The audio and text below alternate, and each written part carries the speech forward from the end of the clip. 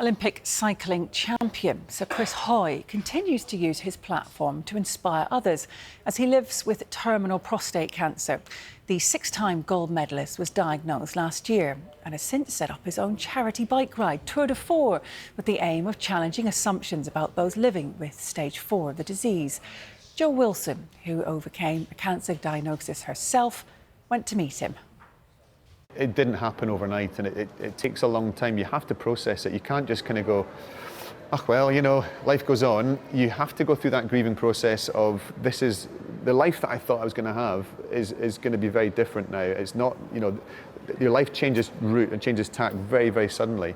But you have to recognize that life is full of surprises, good and bad, and you can only really focus on the things that you have control over. I guess it took me about maybe 3 or 4 months to really get my head around it, and also that coincided with my chemotherapy and my treatment, and you know, physically fighting back against it and doing something proactive against the cancer. But it's having a purpose.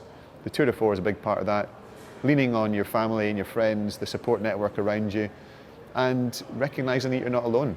You're an Olympian, so this might be a bit of a silly question, but have you ever doubted your resilience in all of this? And what would you say to anyone that is perhaps newly diagnosed, going through something similar, that is really doubting that resilience that they need to have right now?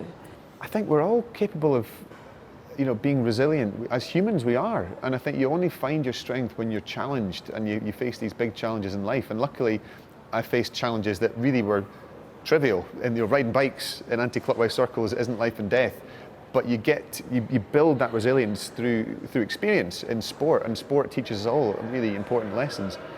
I think it has been the perfect preparation for a scary health diagnosis, but you don't have to be an Olympian to be able to bounce back.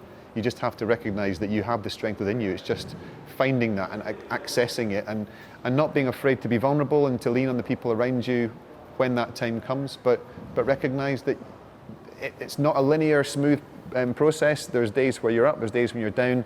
When you're down, lean on those around you, and when you're up, support those around you who need it. So I think you learn that over time. I see it's a privilege to be able to have a platform to talk about it and to spread the message that, you know, it's so easy if you can just be on the front foot. If you can go and you know, for prostate cancer in particular, find out if you have a high risk. If you have a high risk, go to your GP, get a PSA blood test, and take it from there, because a lot of cancers are very treatable, but only if you catch them soon enough. I've got my journalist hat on today, but I've also got my human hat on, where I've been through a cancer diagnosis. I'm cancer-free at the moment. I still live with that fear of it coming back, and I feel very privileged to speak to you and to be able to ask you if you had some advice for me, if you had advice for people that are living with that fear or those dark days, what would that advice be? I think for anybody, you don't have to be a cancer patient. I think one of the best bits of advice is that when you worry about something, or you have fear for something, then you suffer twice, because you're suffering now when you're worrying about it, and then you'll suffer when it actually happens. But 90% of the time, the things that we worry about don't actually happen.